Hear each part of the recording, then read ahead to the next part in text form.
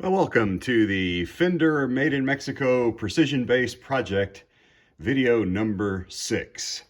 And while we didn't have much progress last video, we have a bunch this time. So, starting with the pick guard, I had to make some trims around some of the pickup openings. This is interesting material, this stuff here. Obviously, there's a metallic layer inside here. There's also some shielding on the back that's really a very thin foil. That was pretty easy. But this is a 3-ply. You can see it's one of those, and you see these all the time. It's a 3-ply pick guard. And these things are actually pretty hard to cut. So I didn't want to use a Dremel. I wanted to use X-Acto knives and things like that. Wasn't having a whole lot of luck with the blade, so I went ahead and took a Dremel, and I took a very fine grinding head, very fine grinding disc, turned the RPMs all the way down as low as it would go because I didn't want heat to cause melting. That's always a risk when you use a Dremel. So I took my time and turned it all the way down, lowest speed possible, and just used the old pick guard, which is right here, upside down. And I use this as a template because I know this one fits perfectly. So I laid this one underneath, clamped this one to it, lined up the holes, the screw holes, and it's not perfect. If I got in really close, you can see that it's not, see there's a bit of a gap here, and you can see it's not the cleanest right here, but you know what? It fits and it looks pretty good. Also, I dorked up the finish right there. You can see right there, that screw hole, it was a little weak there, and it kind of, and you know, there's a scratch here and there, but it's a pick guard, so it's gonna end up being banged up, and it gives it some character, but it's installed, it fits. The only difference then is this one has the notch out for the truss rod adjustment, which, as we pointed out earlier, the truss rod on this bass is at the top of the neck. No worries, that just gives you a little peek of the finish underneath, and it's got that 3-ply layering.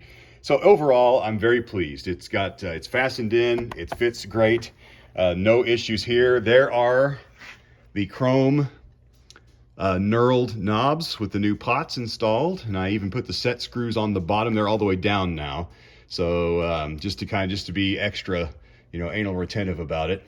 But I got those all set. They're nice and smooth and easy to turn. This is volume here, tone here, and then here's our new 4-point pickup, and if you look in there, you can see it's really a lot nicer than the old one, which this is the old one. So see, if you look down in there, you can see the contact points. Here's the old one, and there's just one contact point, so you can see the difference. This should make a much better connection with the cable. And as you probably noticed just now, this screw hole didn't line up super great.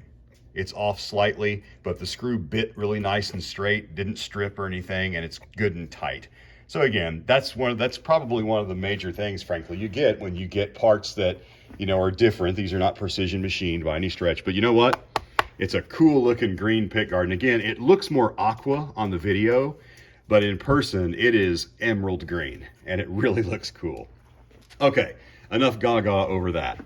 I've also installed the Fender High Mass bridge that I waited for it to come in. This is a wonderful bridge. It's very similar to the Badass 2 bridge that I really, really like. Fender has this very similar design. In fact, it's really hard to tell the difference between these designs. Fender, this is a very popular bridge with them. But as I pointed out in the last video, and we were talking bridges, note the difference in thickness. I'm gonna set the old bridge right in front of it.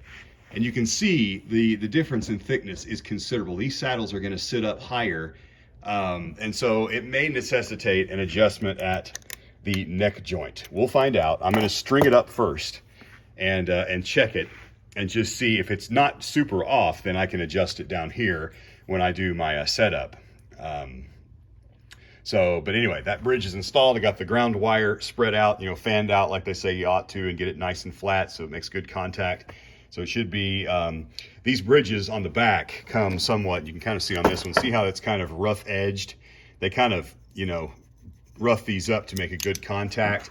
I went ahead and ran some sandpaper underneath the new bridge here, just to make sure it had some really good contact. But I think it was probably scored enough under there to make good contact with the wire for a ground. So, making our way up the neck, we haven't done anything else up this direction, but now that this fretboard has sat a couple of days, I'm gonna go ahead and hit it with another coat of oil. It's got some spots that look like it's kind of dried out again. And I missed a little bit of a dirty spot right up here at the head of the, I don't know if you can see that. Yeah, see there's some gunk in there. So I'm gonna see if I can clean that out. But I think I'm gonna go ahead and, while I've got this apart before I string it up, I'm gonna go ahead and hit this fretboard again with some more of this F1 oil that I showed you that is really great. And apply that there. I already mentioned the nut is installed. This is all ready to go, but I'll check this again when I string it and make sure. I had to tighten this keeper here. Check all these machines, but they feel like they're all just fine. They all run smoothly. Well, that one's a little bit loose, so maybe I spoke too soon. So I'll take those and give them a final check before I get her strung up. But zooming out, here's what we got. Pretty cool. Love these bridges. These bridges are so great. Got one very similar. I've got the Badass 2 bridge, which is a aftermarket bridge on my Getty Lee Jazz bass. And it's just awesome. I love these flat saddles. These are zinc saddles. You can also buy these with brass saddles. But this is the zinc version, and I don't know the difference, to be honest with you. So in terms of playability or whatever. But here we go. So after we get it strung up, I still have not done this aging process. You know, I got kind of bogged down in the fun of the minutia and haven't done this yet. What I'll do, I'll probably do that last, frankly. And what I'll do is I'll mask all this off. I'll take some masking tape and I'll tape all this off to keep the fine dust and stuff out of the works, and give it that aging process. And then, you know what? I think we're going to be done with this project. So anyway, one more zoom out picture. I am pretty happy, pretty proud of her. So I'm going to clean and oil this fingerboard one more time, give these tuning machines a final check, and then string it up, and we'll do a video before I do a setup, and we'll look at some string heights and some action and stuff and see what we got. That's it. More to come in video number 7. Bye for now.